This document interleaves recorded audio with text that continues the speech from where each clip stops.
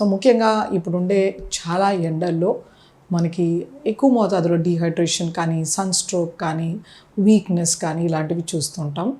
అలాగే మనకి ఈ మాన్సూన్ సెట్ అయినప్పటి నుండి వాతావరణం సడన్గా చల్లబడడం, తర్వాత గాలులు ఎక్కువ రావడము, తర్వాత ఇన్ఫెక్షన్స్, తుమ్ములు, అలర్జీస్ రావడము, జలుబు, దగ్గు, తర్వాత కొంతమందిలో ఫీవర్, మనము ఇన్ఫ్లుయెంజా వైరస్ని ఎక్కువగా చూస్తూ ఉంటాం అన్నమాట. సో ఇలాంటివి వస్తుంటాయి ఈ సీజన్ చేంజ్లో. ఒక్కసారి ఒకరికి స్టార్ట్ అయిందంటే ఫ్యామిలీలో అందరికీ రావడము, అలాగే నైబర్స్ నుంచి ఆర్ స్కూల్లో పిల్లలకి ఇలా స్ప్రెడ్ అవ్వడము అనేది మనము తరచుగా చూస్తుంటాం.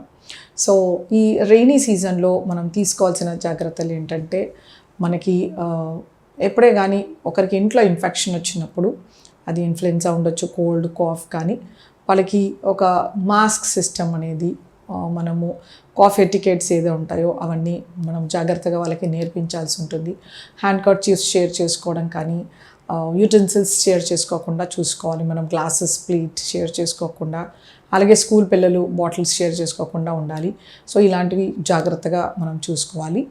సో ఇలా మనకి ఇన్ఫ్లుయెన్జా కానీ, కోల్డ్, ఫీవర్ ఇలాంటివి వచ్చినప్పుడు కొంచెం లిక్విడ్స్ పైన ఎక్కువగా ఫోకస్ చేయాలి. ఈ లిక్విడ్స్ కూడా వార్మ్ టు హాట్ ఉండేలాగా చూసుకోవాలన్నమాట. సో ముఖ్యంగా ఈ జలుబు చేసినప్పుడు మనము అల్లం కషాయం కానీ, తర్వాత జీలకర్ర, మిరియాల కషాయం ఇవ్వడం కానీ, లేకపోతే సూప్స్లో మనం కొంచెం పెప్పర్ వేసి ఇవ్వడము, ఇలాంటివి చేస్తూ ఉండాలి.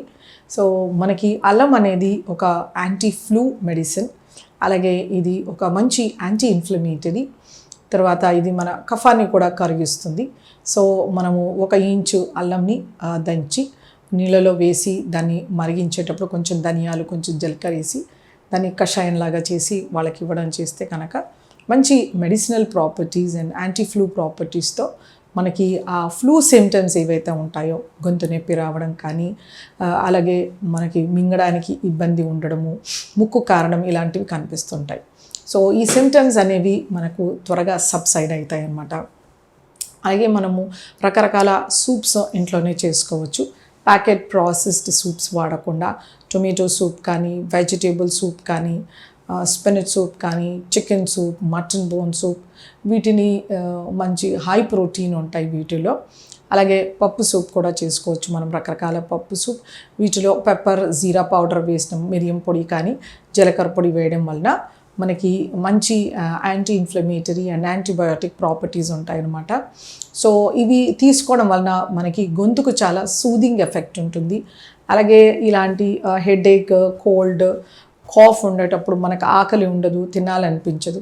సో ఈ లిక్విడ్స్ తీసుకోవడం వలన మంచి హైడ్రేషన్, వైటమిన్స్, మినరల్స్ రావడం, కొంతమేరకు ప్రోటీన్ రావడం, సో శరీరం నీరసం అవ్వకుండాను ఈ సింటమ్స్ని తట్టుకునే శక్తి ఉంటుంది. అండ్ వీటిలో ఉండే మెడిసినల్ ప్రాపర్టీస్తో త్వరగా మన ఇన్ఫెక్షన్ తగ్గే ఛాన్సెస్ ఉంటాయన్నమాట. సో ఇలాంటి లిక్విడ్స్ తీసుకోవడం అనేది చాలా ఇంపార్టెంట్. సో జ్యూసెస్ పైన ఫోకస్ చేయకుండా వార్మ్ అండ్ హాట్ లిక్విడ్స్, అలాగే కొద్ది రకాల టీస్ మనము ప్రిపేర్ చేసుకోవచ్చు. యూజువల్గా మనము జింజర్ టీ కానీ, పెప్పర్ టీ కానీ, లేకపోతే సొంటి పొడి వేసి చేయడం కానీ, ఇలాంటి టీస్, లేకపోతే మనం హర్బల్ టీస్ కూడా చేసుకోవచ్చు. మనము టీ పౌడర్లో తులసి ఆకులు, తేజ్పత్తా కానీ, బిర్యానీ ఆకు వేస్ట్ చేసి దీన్ని బాయిల్ చేసి కొంచెం పసుపు పొడి కలిపి ఇలాంటి టీ కూడా వితౌట్ మిల్క్ చేసుకోవచ్చు. ఈ టీస్, హెర్బల్ టీస్తో కూడా మనకి మంచి సూదింగ్ అండ్ రిలాక్సింగ్ ఎఫెక్ట్ ఉంటుందన్నమాట. సో కొద్ది రకాల ఫ్రూట్స్ ఏవైతే అలర్జీ చేస్తాయో, సిట్రస్ ఫ్రూట్స్ కానీ, జిగుటుగా ఉండే ఫ్రూట్స్ ఏవైతే ఉంటాయో, అరటిపండు, ఇలాంటివి కొంచెం అవాయిడ్ చేస్తూ మిగతా రకాల ఫ్రూట్స్ ఒకటి తీసుకున్నా సరిపోతుంది ప్రతిరోజు.